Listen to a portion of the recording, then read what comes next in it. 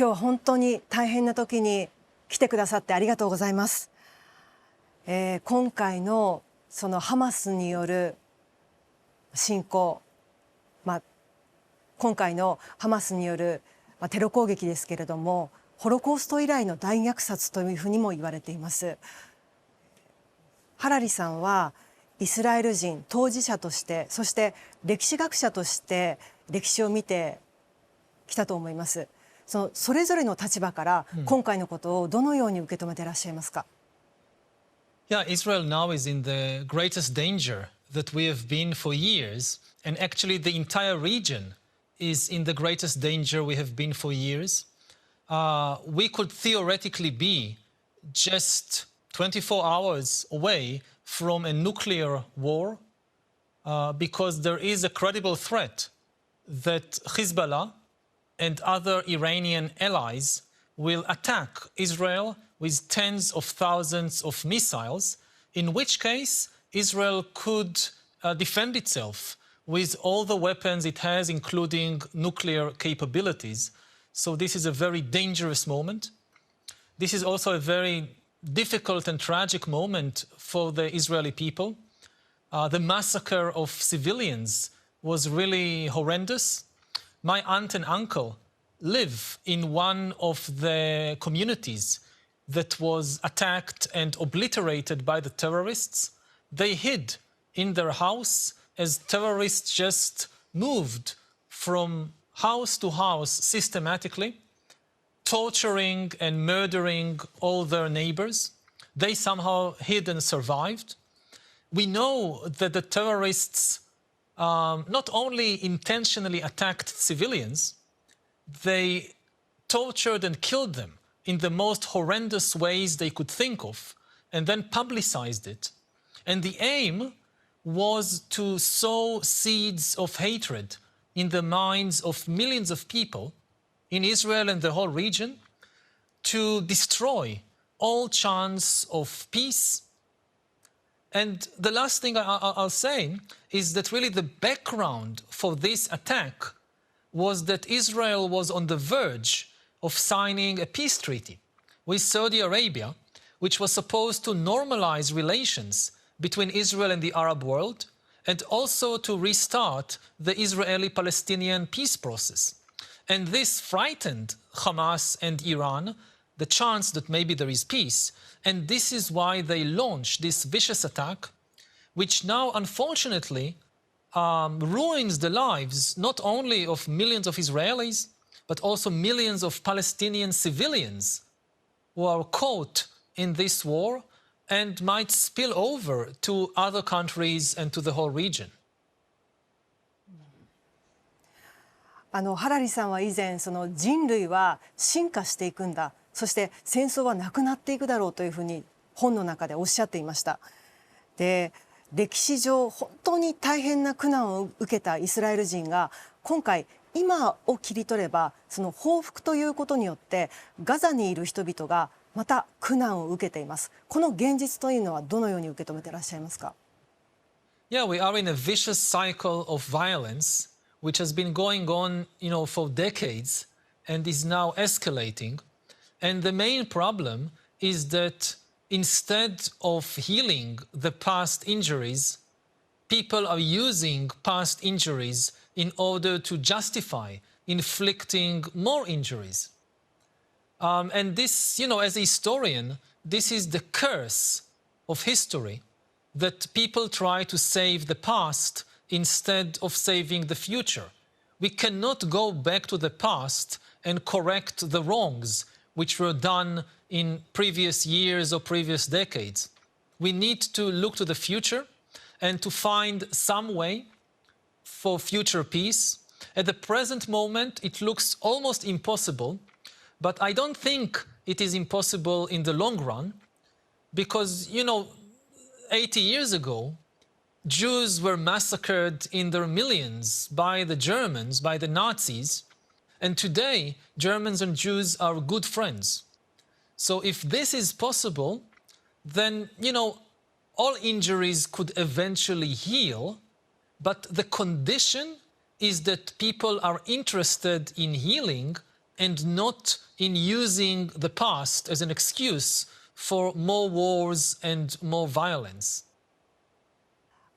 今そのイスラエルは、報復の中で地上侵攻のもう本当手前のところ寸前のところにいると思います。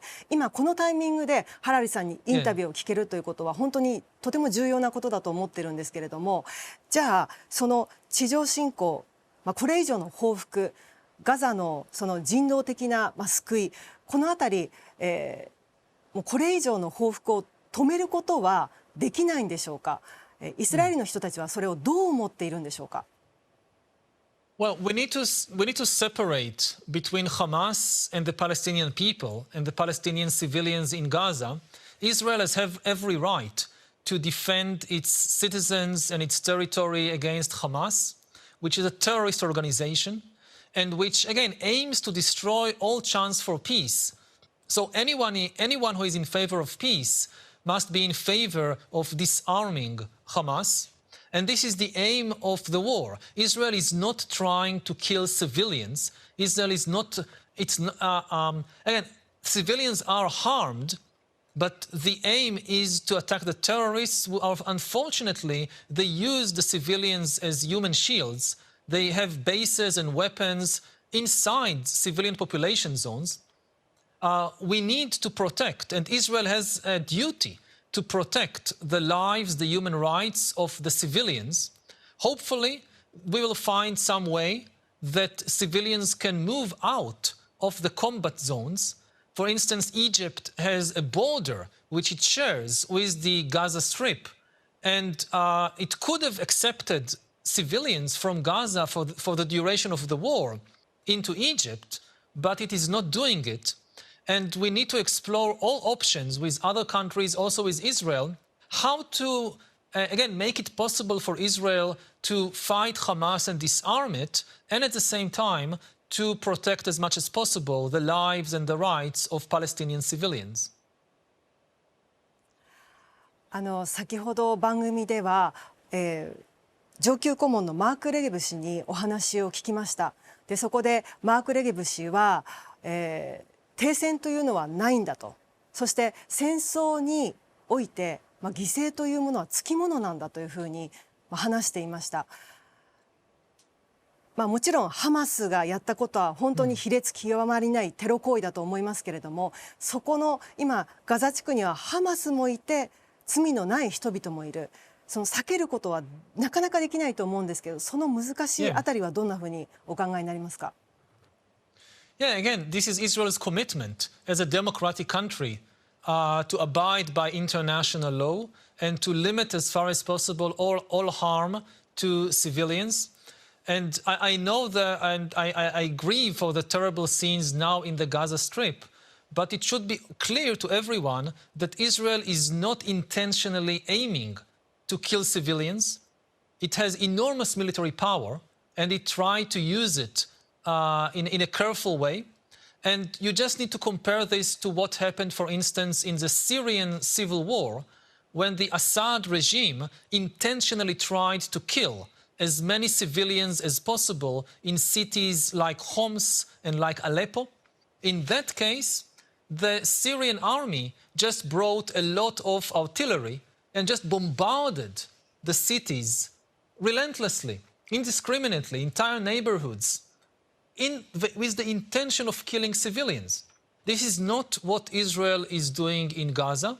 Again, of course, still Israel needs to limit all its operations, so to minimize the civilian casualties. But ideally, Egypt and other countries would agree that civilian Palestinians would be able to leave the combat zone, so it would be possible to focus on fighting the terrorists without harming the civilians. ちょっと世界に目を向けてみたいと思います。イスラエル、ユダヤ人にはその支持する国々、アメリカなどがいます。そして、アラブ人、パレスチナの後ろには、それを支持する周辺国がある。その大きな対立になりそうなこの現状をどんなふうにご覧になりますか。Yes, this is a danger. As I said in the beginning, we could be, it's not a high chance, but there is a chance that we could be very close even to a nuclear war. So this should be of concern to all countries in the world. And I think when you look at the terrible scenes, the terrible images and stories coming from both Israel and the Gaza Strip, for people who are inside this sea, this ocean of pain, our minds are now so filled with pain that we are unable to feel the pain, to see the pain of anybody else and to sympathize with it. And this is true of Israelis. This is also true of Palestinians. This is just a psychological fact about human beings. But outsiders who are not living here and maybe don't have family here, outsiders who live in Britain or in Brazil or in Japan, and are just reading the stories, are just seeing the images on television or on our screen, they should make the effort to see both sides. They shouldn't fall victim to intellectual laziness or to emotional laziness of just picking a side and saying that 100% justice and 100% purity is on one side and 100% evil is on the other side. Don't be intellectually lazy. Try to see the complexity of the reality and try to help by de-escalating the situation, by preventing the war from spreading into more and more places and regions. This is the job of the outsiders. 今までは歴史学者としてハラリさんはアウトサイダーでもあったと思います。でも今回はまさにその当事者に今なられていると思います。歴史学者として当事者として本当に苦しいところだと思いますけど、その被害を目の当たりにして苦しみで頭の中がいっぱいかもしれませんけれども、歴史学者として極めて冷静な目で今を判断するとしたらどんなふうに言い表しますか？ Again, because this is something that has hit very hard my own family and my own friends, and it's not just my country, it's really very close friends and family who have suffered terribly, still suffering. So I don't think that I can be objective at the present moment. Again, I urge people who are watching this interview, for instance, to also watch interviews with Palestinians, with people who present different perspectives, but also to be very, very careful about what you believe and not to rush to conclusions. We saw this, for instance, with the terrible explosion in the hospital in Gaza, that at first people rushed to blame Israel, but when the evidence was collected and analyzed, it became apparent, at least to most of the leading experts and most of the leading newspapers and television stations, that Israel was not the cause of this explosion, that it probably resulted from firing by the terrorists who tried to fire into Israel and missed and hit the hospital. So this is just one case that we need to listen to both sides, but to be very careful about the judgments we make and to try and base our judgments as outsiders on evidence and not just on the latest images we saw on some video. 長いその歴史の中で考えるともはやイスラエルの方々もパレスチナの方々もどちらも被害者であると思います。でそこには憎しみ、悲しみの連鎖があり、そして今も争いがある、もう本当長い歴史の中で続いています。その憎しみの種、憎しみの連鎖をほどくヒントというのはどこにあるんでしょうか？ Yes, so again, first it needs to be understood, accepted that in history very often people are at the same time both victims and perpetrators. People find it difficult to understand. They think that you are either just a victim or you're either just a perpetrator. And this is almost never the case in history. At least when you talk about complex situations, ongoing conflicts for years, usually the same people, the same nation can be both victim and perpetrator at the same time. And acknowledging the complexity of historical reality is a crucial step in order to make peace. Because, you know, some people, they hope for absolute justice. There is no possibility of absolute justice on earth. People who search for absolute justice, this just leads to inevitable conflict because then they are not willing to compromise on anything. Any peace treaty which was signed throughout human history was always based on compromise and never provided absolute justice. So we need to choose. Do we want to pursue this fantasy of absolute justice, or are we willing to compromise for peace? And as a historian, the answer for me is obvious, that we need to compromise because people need to live here on earth and not kind of roll in these fantasies of, you know, heavenly life or absolute justice. How to make a breakthrough in this situation, it's very, very difficult. Again, actually, Israel was on the verge of making a breakthrough for regional peace through Saudi Arabia when this was the cause for the Hamas attack. So the aim of the war, I would say, is not just to defeat Hamas. This is not enough. The aim of the war should be to reach a situation when, again, peace is possible, which demands not just defeating Hamas, but also providing the Palestinians with the ability to live dignified lives in their homeland. 今のイスラエル政府の報復の姿勢を見ていると、そこに複雑さであったり、その歴史を顧みてのその迷いみたいなものは感じられますか? Well, we have to take two forces into account, the Israeli government and also the American government. With regard to the Israeli government, again, I don't represent it. I don't know necessarily what is going on in the minds of the Prime Minister and of the other cabinet members. But still, when I try to observe their actions, they are not trying to exact just revenge. Again, they are not just trying to kill as many Palestinians as possible.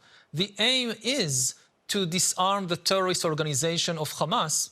And again, anybody who wishes for peace should support this aim because Hamas, since its very foundation, refused to acknowledge Israel's right to exist and tried deliberately to destroy every chance for peace. It did it with the Oslo peace process, which it tried to and succeeded in foiling, and now also with Israeli-Saudi peace. So, and the aim of Israel is not just pure revenge. As long as Hamas controls the Gaza Strip, Hamas actually holds hostage not just the people that they captured on the 7th of October, it holds hostage the entire Israeli and Palestinian population for its religious fantasies. The other force we need to take into account is the Americans, who intervened very, very forcefully, very decisively, especially by sending a huge military force to the area. And this, I think, is a good thing, because on the one hand, they give Israel the impression that it has support. It doesn't need to worry so much about being alone attacked by so many enemies, but also it gives the Americans the power and the credibility to restrain Israel. And I hope, again, I'm not a representative of either government, but I very much hope that both the Israeli and the American government are aiming not just for military victory over Hamas, but also for sowing seeds of future peace and remembering that they have a commitment not just to Israelis, but also a commitment to Palestinian civilians to defend them at the present moment and to find a way to guarantee them a dignified life in the future. ハラリさんは他のインタビューで今回のことはそのイスラエルの人たちイスラエル政府の思い上がりの代償でもあるというようなことも話していらっしゃいました。そのことをちょっと教えてください。Yes, again, this is not an excuse for the attack of Hamas, but there is definitely a lot to criticize about the policy of Netanyahu and his governments over many years. And I myself have been a vocal critic of the Netanyahu government for a long time. Unfortunately, they neglected any attempt to make serious peace with the Palestinians for more than 10 years now. They adopted more and more extreme positions with regard to the Israeli occupation.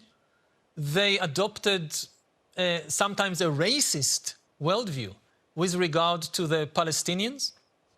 And this was a huge error. And also internally within Israel, the Netanyahu government divided the nation against itself. Netanyahu pursued populist policies of attacking state institutions, that he wanted all power to himself, so he attacked state institutions like the courts, like the military services who might oppose him, who might limit his power.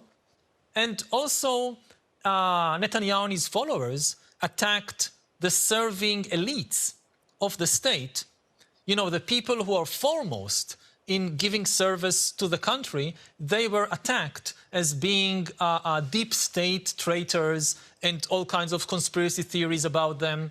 And this really weakened the state and the institutions of the country. And Israelis are now paying the price for these many years of wrong policy, and not just with regard to the Palestinians, also wrong policies with regard to the country itself. And if I look more broadly at the world, I would say that Israelis and Palestinians are paying the price for wrong policies all over the world for the last 10 years of attacking and destroying the global liberal order. That not just countries like Russia or North Korea, but even, you know, US President Donald Trump has attacked the global order. And when you destroy order, what you get is disorder, is anarchy, is chaos. And we saw it with the Russian invasion of Ukraine, now with the Hamas attack on Israel and the war here. And unless we somehow rebuild a functioning global order based on international cooperation and international law, I'm afraid that violence like this will spread to more and more parts of the world. 今回のその発信メッセージによってイスラエル国民の方にも警鐘を鳴らしているというふうにとっていいんでしょうか。Yes, again, I think that this is a moment of extreme danger to the people of Israel, to Palestinians, and to people in the entire region and in the entire world. What I just said about the collapse of the global liberal order, again, we need to understand what was it based on. The liberal ideal is that all humans are at bottom, we are all the same. We are all the same animals. We share the same biological experiences. We feel pain. We love our children. We love our parents. And based on these shared experiences, we have common interests and values that we should protect. This is the basic idea of the global liberal order. Now, it was attacked by many people around the world, including by Netanyahu himself, who allied with people like, like Viktor Orban, Donald Trump, Jair Bolsonaro, who also attacked the global liberal order, and they didn't offer anything to replace it. Okay, you don't like liberal values, let's talk about it. What is your alternative suggestion? If countries cannot cooperate on the basis of liberal values, on the basis of what alternative set of universal values do you suggest that they cooperate? They didn't offer anything to replace it. And this is why now the order is collapsing, and we have disorder. And again, this is my message is not just for the Israeli people. It's for people all over the world, that if we do not reestablish order, then the type of violence which is now destroying my part of the world is very quickly likely to spread. You know, there are very high tensions in East Asia as well. There are very high tensions in other parts of the world. If we don't return to some kind of functioning global order, then we will descend into a terrible global state of anarchy and war. 今のお話を聞いていると、それこそ政治家に頼るだけじゃなく、私たち国民、人間一人一人がきちんと考えて物事を冷静に見るように、物事は複雑なんだということを理解しながら考えていかなきゃいけないということでもありますか？ Yeah, I mean, every person has some power in the world. Every person has some responsibility. You know, even you just watch things on social media and you write messages, this has an effect on the world. Maybe not big, but it has some effect. So always ask yourself, what kind of seeds are you spreading in the world? What kind of seeds are you planting in people's minds? Are you planting seeds of hatred and violence, or seeds of compassion and reconciliation? And, you know, the politicians have big responsibility, and we need responsible politicians. Nobody can replace the politicians. You know, politicians is a job in itself. I cannot be a politician. I don't have the qualifications. It's a specific set of qualifications, and we need good politicians who will be responsible for their actions. But everyone has some level of agency in the world, and everyone should have responsibility for that. And you know, in many parts of the world, people now talk about the need to build walls, to build barriers. We need to build also a wall between our mind and our mouth. We don't have control over the thoughts and emotions that pop up in our minds. But we do have control over what we say, over what we write, let's say on social media. And that should be our responsibility, especially of politicians, of course. You know, you have this type of politician, again, like President Trump, who is kind of an authentic politician who says the first thing that comes in the mind. And people think, oh, this is very good. This politician says exactly what he thinks. And this is very, very bad. Politicians shouldn't say the first thing that comes in the mind. They should be very responsible.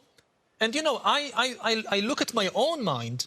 My mind is also full of garbage. My mind is sometimes full of hate, of anger.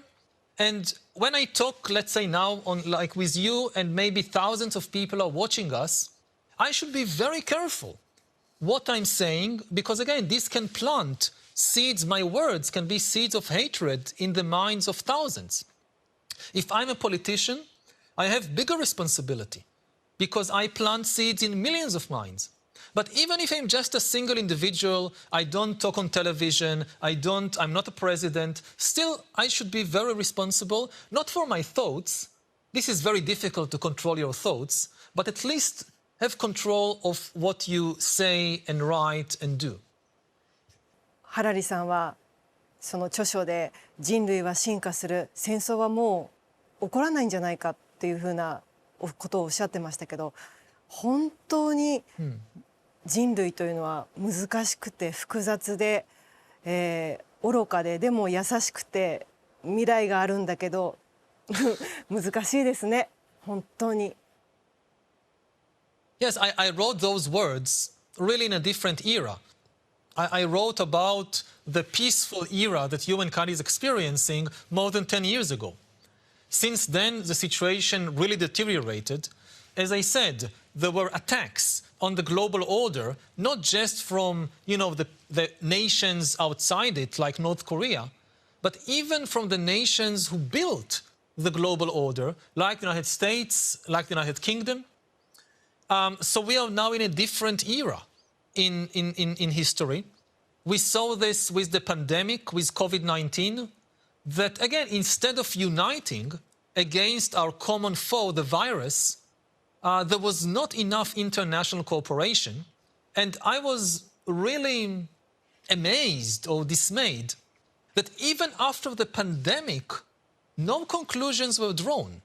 I expected, many people expected, that after this terrible pandemic, people would realize that a pandemic is a danger for the whole of humanity, so we would build a global system of warning and containment for pandemics. We did not do this. So you had the pandemic, then you had the Russian invasion of Ukraine, now this. The situation is getting worse and worse. But we still have the power to stop it. We should never underestimate human stupidity. It's one of the most powerful forces in history. Very often, the greatest catastrophes in history, they are not because of some outside force, they are because of human stupidity. But we should also never underestimate human wisdom. We can do the right thing. And again, this is the responsibility, first of all, of politicians, but ultimately of each and every one of us. 今ハラリさんがイスラエルからロンドンに移ってこられて、そして世界のメディアにたくさんインタビューにもお答えになっています。今どんな目的で何を一番訴えたいと思って今こうやって答えてくださってるんでしょうか。The most important message is to de-escalate, not allow this war to spread. It's bad enough as it is. But as I said at the very beginning of this interview, it might spread not just to the West Bank and to Lebanon. There is a real chance, not a high chance, but there is a real chance that we are maybe days away from a nuclear war. For the first time since the attacks on Hiroshima and Nagasaki, we might see the use of nuclear weapons in combat. Because you have a couple of countries in the region with nuclear capabilities, and if they feel that they are under existential threat, then this could be, the result could be catastrophic. So the most important thing is for every country who has some influence, some leverage over the situation to first of all de-escalate. Again, don't look for some kind of absolute justice. It won't come now. First of all, prevent the fire from spreading. You know, Hamas gave the code name to its attack. The code name that Hamas gave to its attack was Tufan, which in Arabic means the flood. And this is a reference to the biblical flood, which destroyed almost the whole of humankind. So we need to prevent this flood from spreading over more and more region and putting more and more people in danger of annihilation. 最後に、今日本は遠く離れています。アジアの力でもニュースで連日のようにこのイスラエルとパレスチナの問題は報じられています。私たち日本にいる者たちができること、ハラリさんから見てどんなことがありますか。Again, I think the main thing is first of all to use your power, political, economic, cultural, to de-escalate the conflict and prevent its further spread. To send humanitarian aid to the people who are suffering. There are tens of thousands of refugees within Israel. There are hundreds of thousands of refugees in the Gaza Strip. There are millions of people whose lives are in danger, who live in fear, in terror, in pain. So if you can send help, this is very important. And maybe most important, to preserve space for peace. Because as I said, the mind of Israelis and the mind of Palestinians are now completely filled with pain. Whenever anybody talks about the pain of anyone else but us, We feel outraged. We feel betrayed. How can you talk about anything except my pain, except our pain? It's so terrible. And in this situation, there is no space for peace. So, we kind of, as we are immersed in this sea of pain, we give you the space for peace that we cannot hold in our minds right now. And please take good care of it so that sometime in the future, we can inhabit this space of peace. わかりました。今日は本当に大変な中、長い時間お答えくださってありがとうございました。もうとにかく母国もそして周辺の国々の人たちも無事を祈ります。ありがとうございました。I hope so too. Thank you.